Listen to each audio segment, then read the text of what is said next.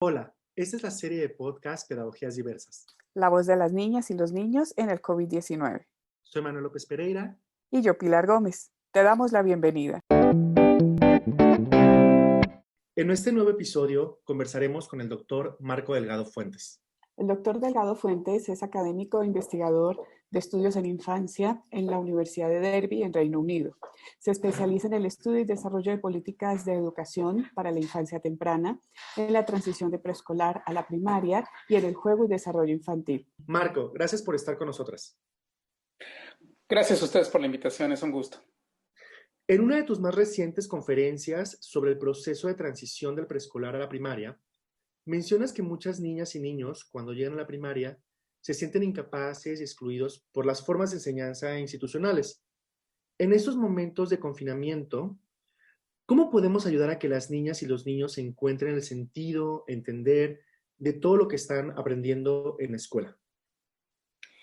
Sí, gracias. Tienes razón en la forma en la que estás formulando la pregunta. Los niños se sienten mal, se sienten extraños y necesitan un periodo de adaptación, no porque los niños estén mal, sino porque la forma en la que los adultos hemos diseñado los niveles educativos y que exista un cambio en este nivel educativo es lo que en realidad está produciendo un problema. En general, mientras que en el preescolar los objetivos de enseñanza que tenemos es que los niños participen, puedan expresarse, puedan comunicar, dialogar con los demás, construir su conocimiento, poner a prueba sus hipótesis. Lo que hacemos en la primaria es que llegamos a una educación más tradicionalista en donde es más instructiva y donde los maestros tienen el papel predominante, de tal forma que la participación de los niños no es requerida y en cierta forma hasta es mal vista. Entonces los niños tienen dificultades en entender este cambio de rol al que están enfrentando, en donde, si lo puedo poner de una forma muy sintetizada, bueno, en primaria básicamente lo que queremos es que se callen, se sienten y que obedezcan. Y los niños en preescolar no están acostumbrados a tener ese rol. Y yo creo que el problema lo tenemos nosotros y la forma en la que hemos construido las instituciones, pero lo que puede beneficiar a los niños es comprender mejor que este cambio hacia una nueva institución escolar conlleva la necesidad de adaptarse a esta nueva cultura. Su rol tiene que modificarse para poder adaptarse. Y yo creo que es una lástima que se tenga que adaptar a un mal medio, ¿no? Ese es el punto, pero tiene que sobrevivirlo, así es que tienen que entender de qué se trata este nuevo medio y nosotros como adultos tenemos que ayudarles a entender la dificultad que existe. Es que muchos de nosotros como adultos recordamos tanto el preescolar como la primaria de la forma en que era cuando nosotros fuimos a estos niveles y han cambiado mucho. Entonces, la idea que a veces nosotros transmitimos a nuestros niños es equivocada porque se corresponde a una idea que ya es anacrónica, a una realidad que ya no existe. Entonces, tanto los adultos como los niños necesitamos entender mejor el sistema educativo para tratar de adaptarlo mejor y ojalá en algún determinado momento también incidir en algunos cambios que sean benéficos para los niños. Marco, lo que mencionas que creo que es muy importante es esta parte tradicional con la que vemos la transición, bueno, la parte de la primaria. Y creo que muchas cuidadoras y cuidadores se preguntan o estaban preocupadas porque estas niñas y niños que están en este momento en confinamiento y que van a hacer la transición de preescolar a primaria, sienten que no han aprendido lo que tienen que aprender, ¿no? O sea, hay un sentimiento de no aprendieron lo que institucionalmente o escolarizadamente se espera. Pero sin embargo, tú comentabas que hay un aprendizaje en casa que es muy importante, ¿no? ¿Nos puedes hablar más sobre esto? Sí, por supuesto. Yo creo que uno de los problemas que tenemos y que hemos interiorizado mucho es esta necesidad de que los niños comiencen a leer y escribir desde muy temprana edad. Lo que nosotros hemos encontrado en varios estudios de campo que hemos conducido es que la mayor parte de los adultos, tanto los maestros como los padres de familia, como las familias en general, piensan que es adecuado que los niños aprendan desde muy temprano sin que necesariamente comprendamos la forma en la que se adquiere el lenguaje escrito ¿no? Y entonces nos vamos por esta idea simplista de que mientras más pronto mejor, y no es necesariamente el caso, de tal forma que a veces forzamos a los niños a que desde muy pronto hagan cosas que en realidad no están listos para hacer muchos de ellos. Entonces, consideremos, por ejemplo, que en otros países, como en los países nórdicos, la primaria y la enseñanza formal de la escritura y la lectura comienza hasta los 7 años. Y nosotros estamos empezando con nuestros niños antes que ellos, estando en algunas condiciones socioeconómicas de más desventaja, ¿no? En donde muchos niños están viviendo bajo la línea de pobreza, más de la mitad, en el caso de México, y en donde igualmente no está completamente entendido el rol del preescolar y de la primaria. En principio, el programa de preescolar marca que no se debe empezar con esta enseñanza tradicional en el preescolar, sino hasta la primaria. Y nos encontramos en estudios de caso que las primarias están exigiendo a los maestros, a las familias que sus niños lleguen por lo menos escribiendo su nombre y que sepan leyendo algunas cosas, de tal forma que hay esta desfasada, esta expectativa que tienen las familias de la expectativa que tienen los maestros de cada uno de los niveles. Entonces, normalmente lo que sucede es que le damos mayor importancia a lo que nos dice la primaria y asumimos que la primaria está bien y que el preescolar es deficiente. Cuando en realidad lo que parece ser que sucede es que el preescolar es correcto, está adecuadamente desarrollado para la edad de los niños y las circunstancias de los niños, y es la primaria la que no necesariamente está adecuada a las necesidades de los niños. En el confinamiento que tenemos ahora, estamos viendo que muchos de nuestros niños están sufriendo una regresión. Regresión es un término que utilizamos en el psicoanálisis para referirnos a las actitudes que muestran algunos de nuestros niños que se demuestran como más jóvenes de lo que realmente son, ¿no? Entonces, si habían dominado, por ejemplo, controlar sus emociones, si habían dominado, por ejemplo, ir al baño solos, y de repente están teniendo dificultades para hacer estas cosas que ya antes hacían. Y este es resultado de la ansiedad, del estrés, que ellos tienen, pero que también perciben de los adultos. Y justamente ayer hubo un reportaje grande que salió aquí en Inglaterra. Estamos haciendo esta entrevista a inicios de noviembre de 2020. Y justamente lo que se reporta es que los maestros están encontrando en lo que llamamos receptional year, a los 5 años cuando entran aquí a la primaria, todavía más pronto que en México, que los niños están teniendo estos problemas, ¿no? No están controlando sus esfínteres, no están pudiendo comer solos, tienen un menor control menor logro en el lenguaje del que tenían antes del confinamiento, y todo esto es un resultado del estrés. Entonces, cuando nosotros estresamos a los niños, obstaculizamos su aprendizaje. Las circunstancias actuales lo que están haciendo es que no están ayudando al aprendizaje y están estresando aún más a nuestros niños.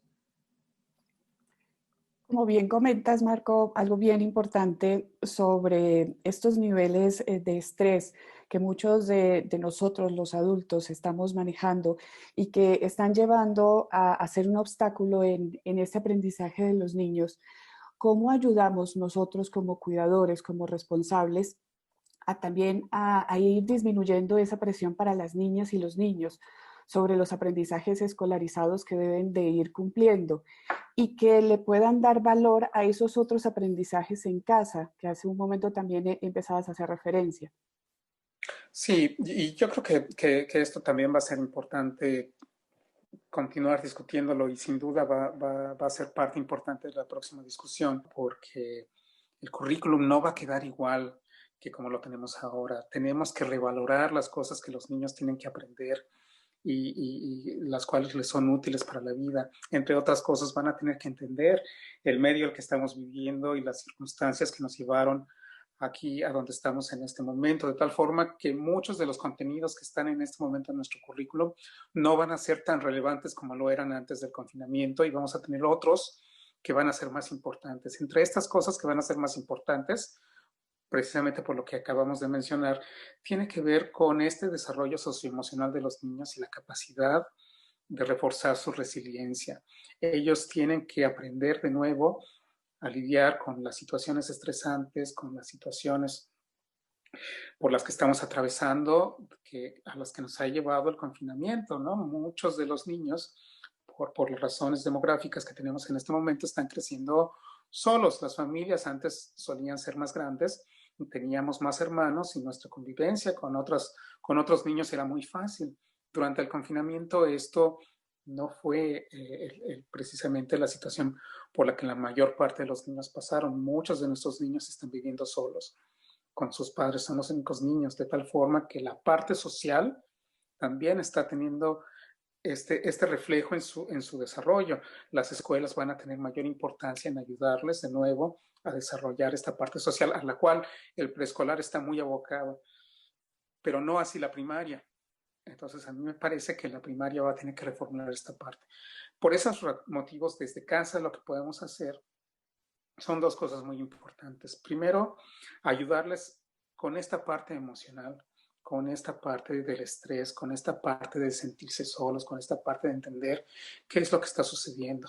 Y lo mejor que podemos hacer es precisamente proceder con las estrategias que ellos ya conocen, que la mayor parte de nuestros niños que están en preescolar son justamente las que conocen, son las participativas, son las en donde nosotros nos hacemos preguntas, en donde conversamos para construir nuestro conocimiento, en donde junto con nuestros niños conducimos algunas pequeñas entrevistas hacia otras personas, hacia otros adultos, en donde entre los dos exploramos el Internet, aquellos que sean lo suficientemente afortunados de tenerlo en casa, exploramos libros juntos y platicamos acerca de lo que dicen estos libros y les permitimos a ellos expresar sus sentimientos dándoles el tiempo necesario.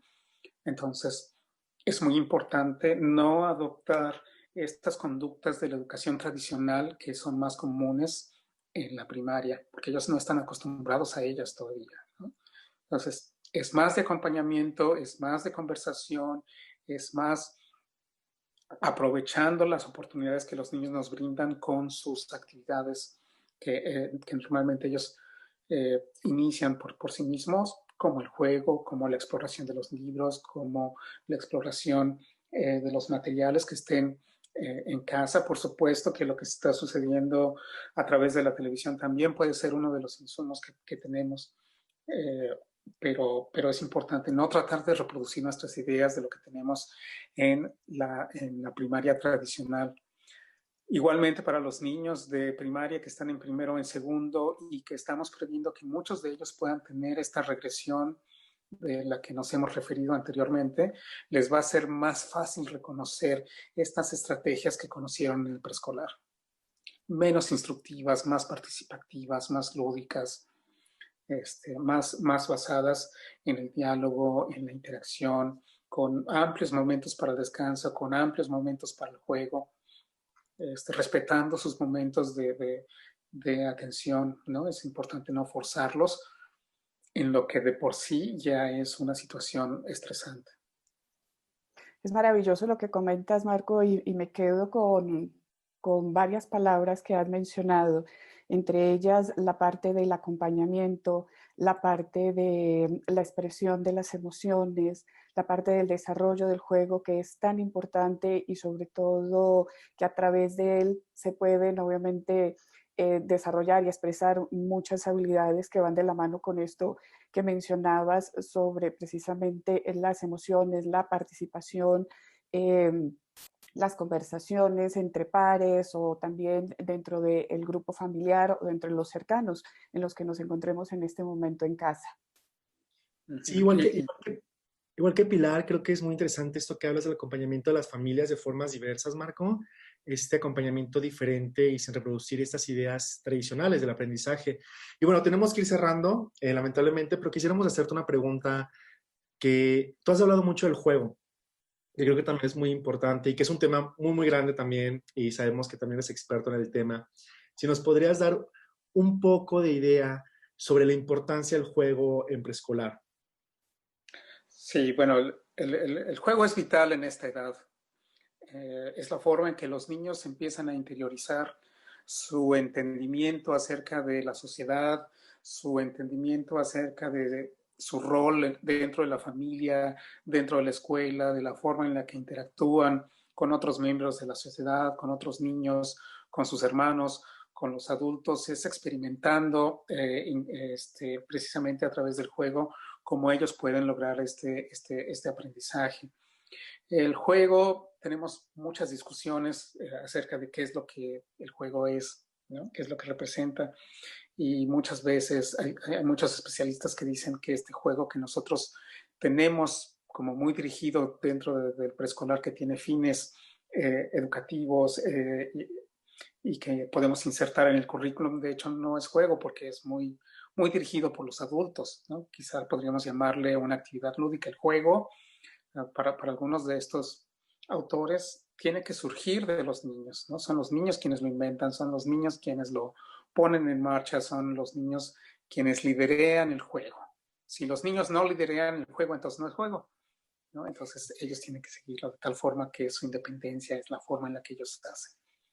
Y quizá una de las cosas con las que me gustaría cerrar antes de que se olvide esta idea también es que como los niños han tenido poca posibilidad también de socializar, algunos de los niños durante el confinamiento, en aquellos hogares en donde sí existe la tecnología digital y nosotros los adultos estamos interactuando con los medios digitales a través de la computadora, en donde nos vemos los demás, los niños quieren participar, los niños quieren ver a otras personas, no los castiguen, no los repriman, están en su casa, déjenlos participar, y a quienes estamos del otro lado de la pantalla, invitemos a los niños a estar allí, ellos viven allí.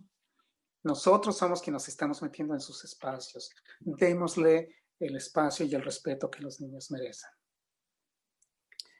Excelente, Marco. Y como siempre, pues nos das como unas ideas interesantes sobre cómo ir tomando en consideración varios aspectos en estos momentos de depresión, de presión, no, de depresión, de estrés, y que es tan importante también, y resalto esta parte de la participación para las y los niños, respetando, como acabas de decir, sus espacios y sobre todo considerando que ellos también tienen que decir, tienen que expresarse, y seguramente también ante esta situación se han vuelto muy creativos porque definitivo tienen que sobrellevar también estas situaciones.